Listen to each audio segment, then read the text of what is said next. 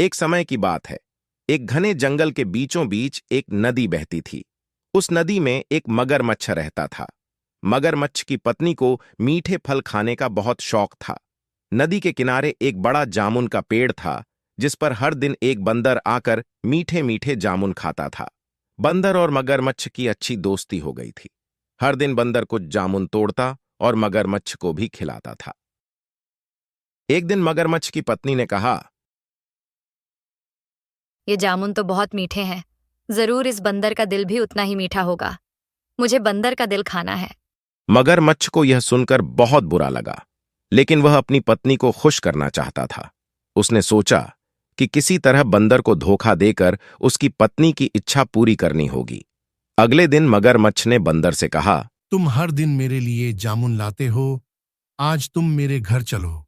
मेरी पत्नी तुम्हारे साथ मिलकर कुछ मीठा खाना चाहती है।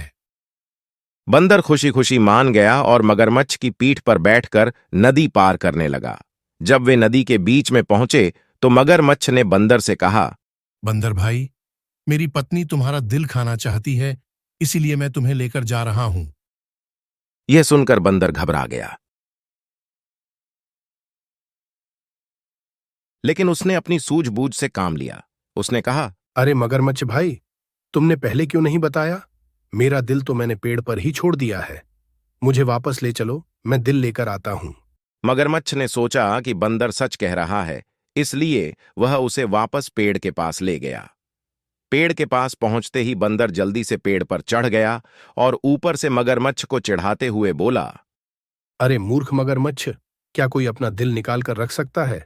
अब जाओ और अपनी पत्नी से कहो कि उसकी इच्छा कभी पूरी नहीं होगी। मगरमच्छ को अपनी गलती का एहसास हुआ और वह शर्मिंदा होकर वापस चला गया। इस तरह बंदर ने अपनी चतुराई से अपनी जान बचा ली।